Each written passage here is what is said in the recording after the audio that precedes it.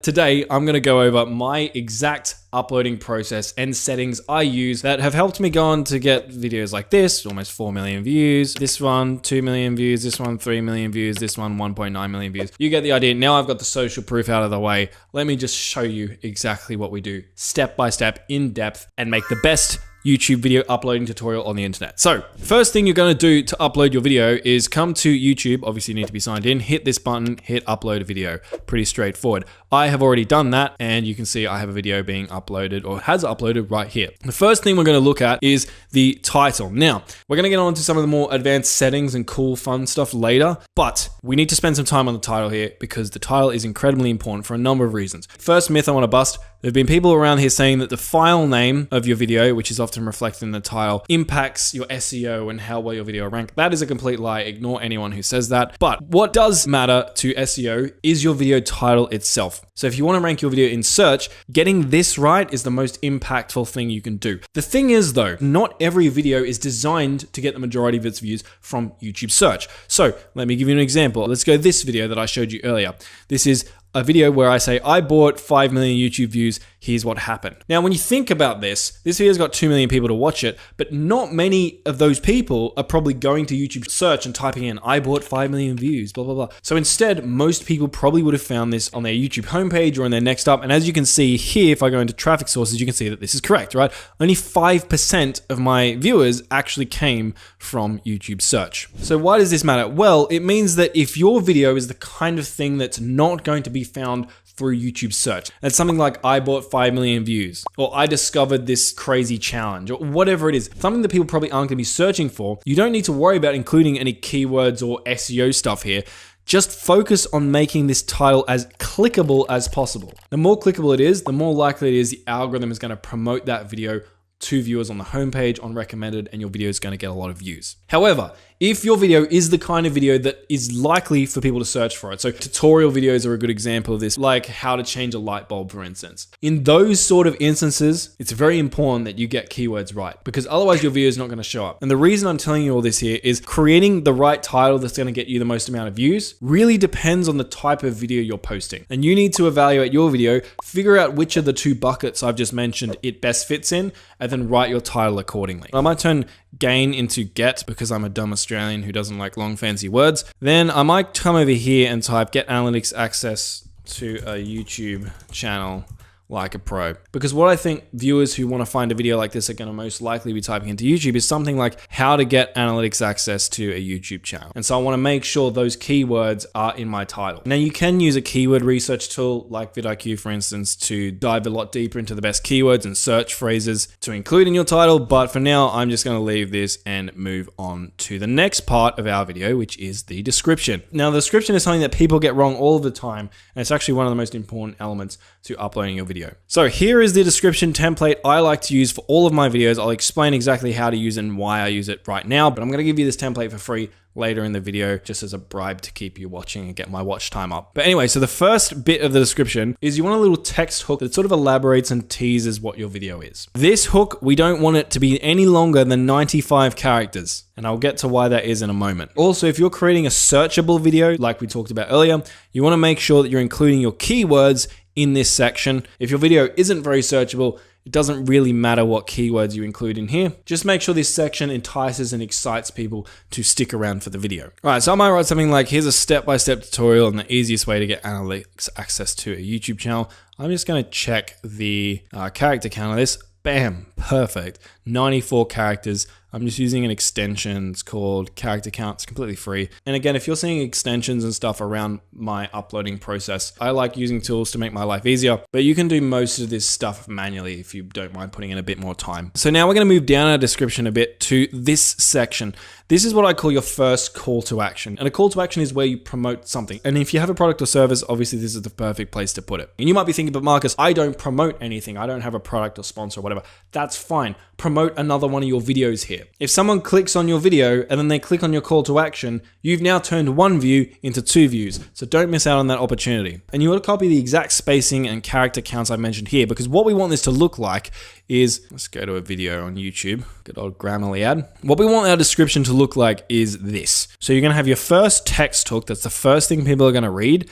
And then you're going to have your call to action here with the link showing up, whether that's to your product, service, or another YouTube video. And this is all going to show up without people having to click on the more button. You don't want to push this link down to another row, because if you do, then people aren't actually going to be able to click on it without clicking on the more button. Now, speaking of links, this is something else that people stuff up. If you're linking to a product or a service or a website, then try to have a unique tracking link for every single video. That way you know exactly what videos are sending traffic to your website, because some videos send more traffic than others. For example, I had a video that got 700,000 views, I think, and it was sending double the amount of leads to my website as another video I had that I think had like 1.4 million views. And without my tracking link, I would have had no idea that my 700,000 view video was more successful, and I would have kept making more videos like the one that got 1.4 million views. Now, if you're not sending traffic to a website, let's say you're promoting another YouTube video, you don't just want to link the video here. What you want to do is create a playlist. And if you haven't got any playlists already, you just want to come to your YouTube studio,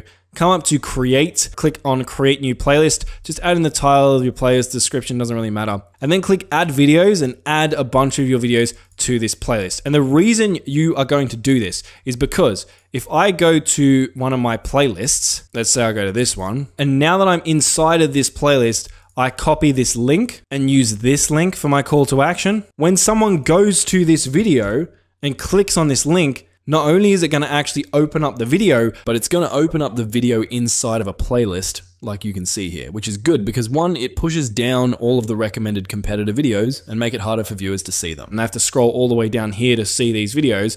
But two, it means that if people get to the end of your video, now they're going to just automatically be loaded up another one of your videos, and then another one, and then another one, which is going to hopefully help you get multiple views off the same viewer. So I'm going to put that there. Next, what I like to do is I like to have this videos to watch next section, and I have a couple of different videos that are related to the topic of the video I'm posting with links to them, again, to try and get people to watch multiple of my videos. And what you'll notice here, if you look at these links carefully, you'll see that these look like the link I just showed you. And that's because these are also playlist links. So if I copy this and I chuck this into YouTube, you'll see that it loads up this video, but it loads it up again inside of a playlist. Now down below, what I like to do now is have another section for calls to action. Again, I use emojis here because I want to draw people's attention to these calls to action. This is exactly the same as the call to action that's up here. I just changed the wording of it. So if people don't click up here, I have another shot of getting them to click down here. So what I would do is I could just like copy something like this. Instead of doing want to watch me buy 5 million views, I could just do something like,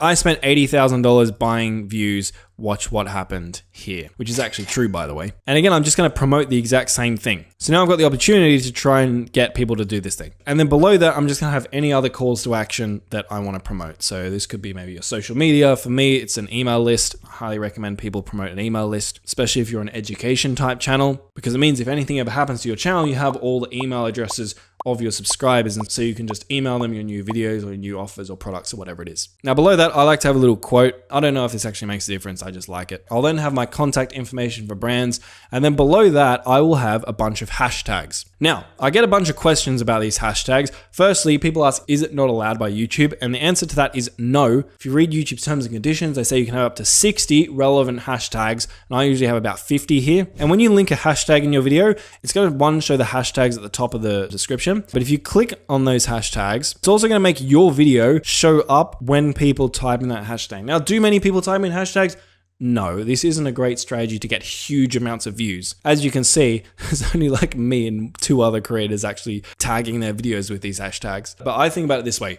It can't hurt. It's not going to make me get less views. And if your videos are all around a similar topic, I normally just copy and paste the same list of hashtags, but just be careful doing that if your videos are very different, because YouTube terms and conditions say you need to make sure your hashtags are actually relevant to the video that you're posting. Now, if we keep coming down, we end up in the custom thumbnail section. Now, quick note here, if you don't see this section, it's probably because you haven't verified your channel. So if you have a new channel, what you need to do is come into settings, then you want to go to channel, then you want to go to feature eligibility, and in here you can see this is a new channel, right? I'm not eligible for these other two features because I haven't verified my phone number. So you would just need to verify your phone number, and then you'd also need to verify a valid ID to get access to the last one. And that's going to allow you to do things like custom thumbnails, upload videos longer than 15 minutes, etc., etc. But anyway, back to thumbnails. We have upload a file, which can upload a singular file. You can auto-generate a thumbnail, which is usually horrendous. And you can test and compare, which is going to let you upload multiple thumbnails and test them against one another. Now, I do think the test and compare option is the one you should go with. I've heard people saying test and compare actually hurts your videos. I haven't found that, and a lot of my other YouTuber mates who are much smarter than me haven't found that either. So what I would do is you just come in, click on this, and then you upload multiple different thumbnails. So I might just upload this one, this one, this one.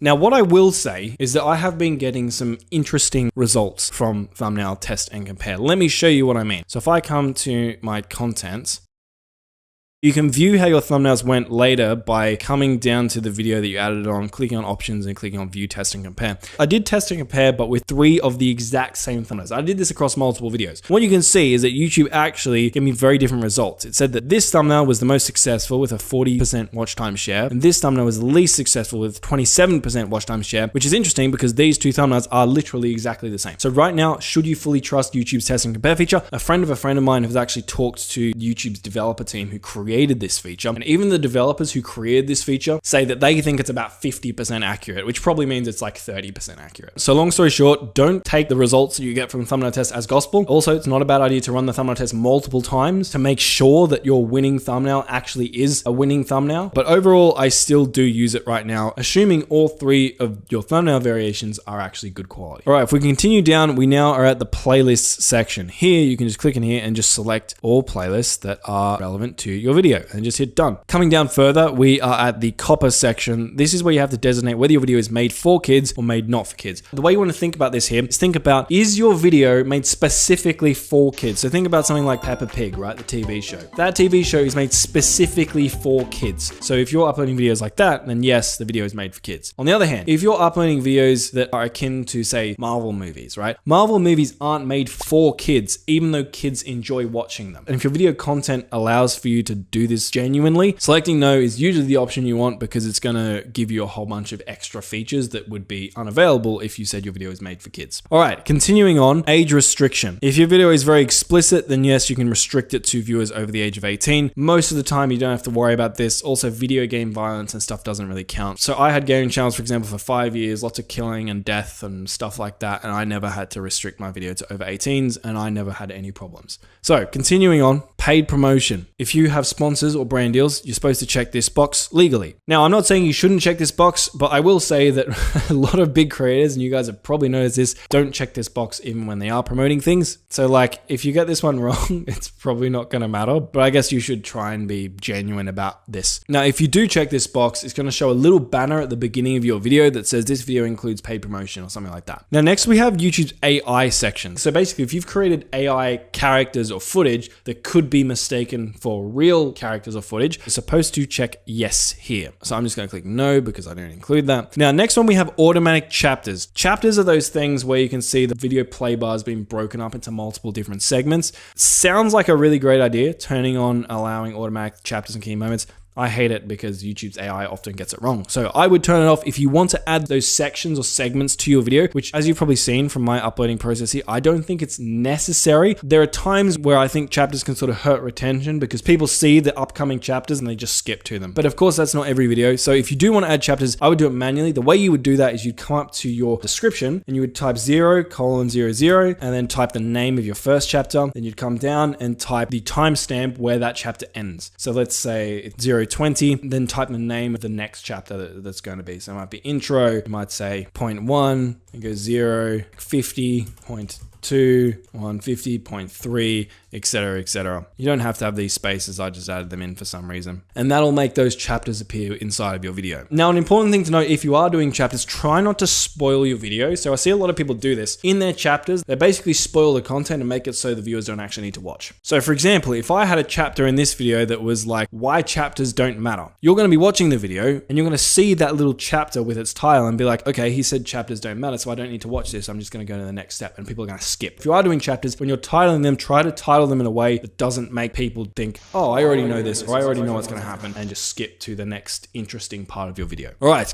going back down, continuing on. Allow automatic places. We don't want YouTube to dox us, so let's take that off. Next, automatic concepts. Turn that off. You don't want that. Next, we have tags. Now, tags in 2024 and beyond basically don't matter. I do use tags, and my rationale reasoning for that is the fact that YouTube has still included them means that they are somewhat relevant to some degree, but in my experience, the difference tags make is so minute that I put very little effort into this. I will basically just use a tool like vidIQ. I'll type in like one keyword, just copy all of the related keywords that show up and paste them in here in bulk. So it would literally take you like 20 or 30 seconds to do this, and I don't think you should even bother spending more than that amount of time on tags. All right, continuing down. Video language, you can select that here. Caption certification, leave that at none. Recording date, I don't know why they have this. Almost no one uses this feature, but I guess you can add the recording date of your video if you really want to. Now, license and distribution. If you select standard YouTube license, it means that people aren't supposed to take your video and re-upload it themselves. If you select Creative Commons attribution, it means that people can re-upload your video or re-upload parts of your video as long as they give you credit. Now, I like to leave it at Creative Commons attribution because I think, well, if someone wants to re-upload my video and credit me, it's like free promotion. It's free marketing for me. Why would I not want that? So most people have it as standard YouTube license because they don't want people to steal their content. I'm like, if you want to steal my content and promote me in it, fine, like go for it. Please be my guest. Cool. Next one is allow embedding. If you have this checked, it's going to allow people if they want to embed your video into their website. Same thing here. If people want to embed my video into their website, it's free marketing, free views for me. Of course you can do that. And the next one down here, this is a really interesting one. So publish to subscriptions feed and notify subscribers. Now, when you check this, it means when you post your video, it's going to end up in your viewers' subscriptions feed and notify any people who have the bell notification turned on. And you would think that you would want to leave this on. Here's why not. So if you post a variety of different types of videos, let's say you've been posting a bunch of Minecraft videos and then you go and post a guitar tutorial video. If you have your publish to subscriptions feed and notify subscribers checked, in the beginning, YouTube's going to be more likely to promote your guitar tutorial video to the viewers who watch your previous videos, who are interested in Minecraft, not guitar tutorials. And so those viewers don't click, they don't watch, and sometimes that can get the algorithm confused and it thinks, well, this is just a bad video. Maybe it's the best guitar tutorial in the world, it's just been promoted to the wrong audience. Sometimes YouTube doesn't seem to be smart enough to figure that out. So in my opinion, think about it like this. Would the viewers of your previous videos also really want to click on this video that you're about to publish? If the answer is yes, great, leave this on, publish it to subscriptions feed and notify your subscribers. If the answer is no, leave this off because you don't want YouTube to send your video to the wrong type of person who's not going to watch and is going to make it less likely that the algorithm will promote your video more in the future. Next, allow shorts remixing. This will just allow people to create shorts using your content in your video. Again, I like to allow this because free marketing. And if we come down to category, this is where you can select the category of your video. Now, if you select certain categories like gaming, for instance, it'll actually allow you to type in exactly what the game is that you're playing. In other categories, say like comedy, it doesn't require any sort of additional specification. So I would just go through here, select the category that makes most sense to you. And if there are any additional prompts that show up when you select your category,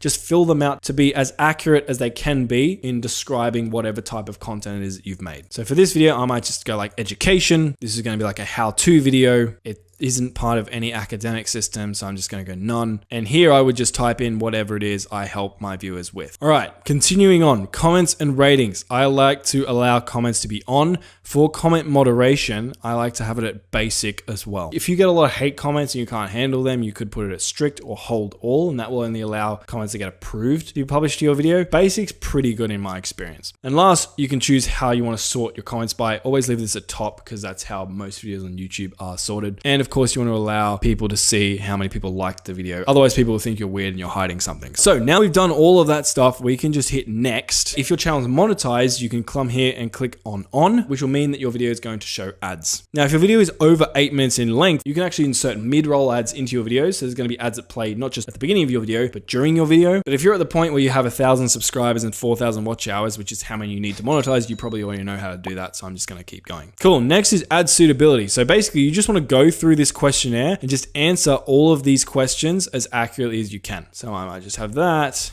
Adult content, there's going to be none. Violence, none. Harmful acts, none. Recreational drugs, none. None. Cool. None of this is that. So then I can just hit submit rating and then I'm going to hit next. And you always want to try and be as honest as you can in this section, because if you stay honest there, YouTube is going to basically allow you to continue moderating your own content. But if YouTube picks up that you're lying about what's actually in your video, then they're going to stop trusting you, and they might actually need to review your videos, which could take some time, meaning that if you want to post your videos right away, you're going to miss out on a chunk of ad revenue while YouTube are reviewing your ad suitability. So next, we're into video elements. You can add subtitles here if you want to reach a broader audience. YouTube automatically adds subtitles for most languages. I just let YouTube do it because it's pretty good. Next, you can click on add an end screen. What an end screen is that video box or playlist or channel subscribe icon that pops up at the end of a YouTube video to do whatever it is you want it to do. So you can import an end screen from a previous video, and we're just going to create one custom for this tutorial. So I'm going to click add. So YouTube has a couple of different templates you can use here. What I like to do personally is I like to promote a video. So your video is going to pop up here. What you can do is you can click on this, and I like to drag this out like that to make it as big as possible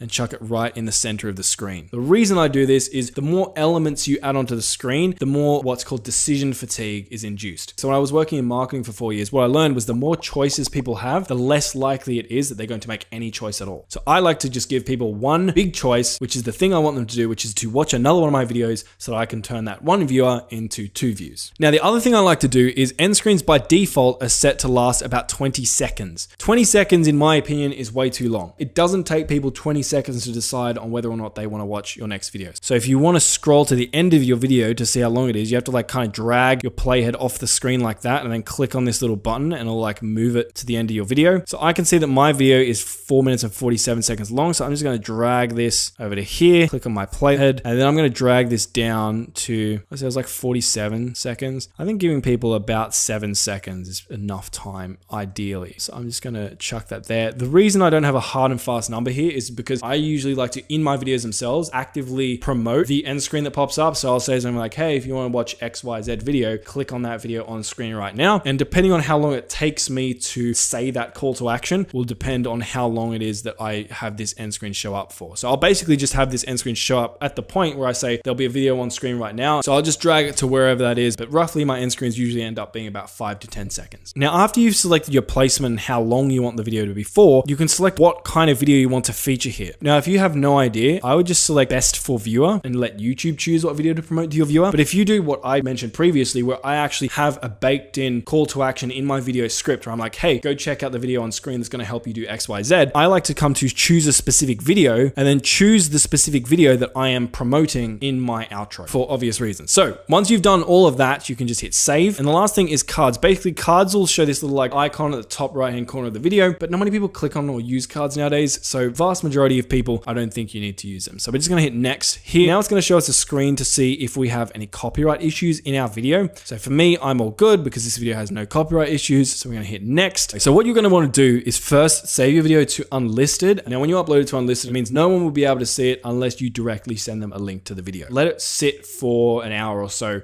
while it publishes the HD version of your video. Because if you just upload your video right away to public, the video might have only processed to standard definition. So when people watch it, it's not going to look very good. Also, YouTube might not have checked whether or not you have any copyright violations yet in your video, because also that can take some time sometimes. So you might find that you upload a video, you post it, and YouTube's like, hey, this video has copyright issues. And at that point, you've posted it and it's too late. So upload it to unlisted until all of your copyright checks and your high definition version of your video is processed. Mine, you can see it already has down here from these icons, but a lot of longer videos might take some more time. Now, what I personally like to do is come down to schedule, and I like to schedule the video to go live at my peak time. So when most of my viewers are active. So that vidIQ extension I told you about that I've got installed tells me that my best times to post are between 12 and 2 a.m. So I could just select whatever day I want my video to go live on, and then I would select 12 a.m. so that it goes live at the beginning of my peak time. Now, if you don't have vidIQ installed, something you can do is you go to your YouTube channel, you go to YouTube Studio, then you're going to go to your analytics, then you're going to come to audience, the audience tab.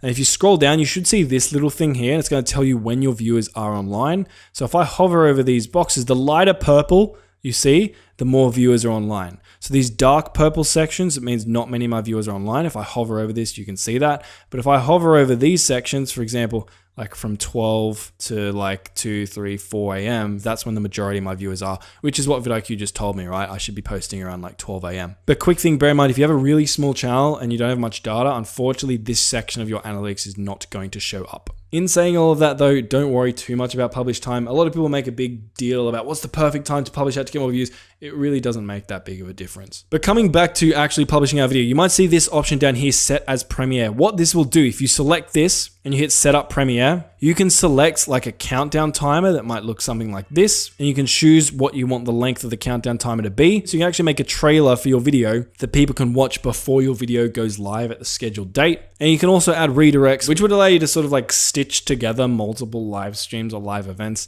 I never use this. But anyway, if you're creating a really big, massive, exciting video, I like to set it as a premiere to try and sort of build a bit of extra hype within your audience. If you don't really have an audience at the moment, then setting it as a premiere doesn't really matter. But I would say try not to do too many premieres, because if every single one of your videos is a premiere and you're uploading frequently, then eventually when you do premiere a video, people are just gonna be like, well, he always premieres. Like, it's not really that special. So I try and be selective with this. So when people see me publish a video as a premiere, they're like, oh, this one's special. And so if you hit that, your video is gonna show up as scheduled like this, which will sort of build hype for when the video is supposed to go live. And when the video does go live, there's gonna be like a live stream chat where viewers can interact, and you can interact with your viewers while everyone's watching it for the first time and cool stuff like that. And now all of this has been done, you just hit schedule. Close this out, and you can see that the video has been scheduled like so. And if I go to my channel really quick, I need to do this really quick because I need to delete this premiere because it's gonna make my channel look stupid. Let's load it up. If I go to my homepage, here, you can see it right here. So you can see upcoming, how to get analytics access to a YouTube channel, blah, blah, blah.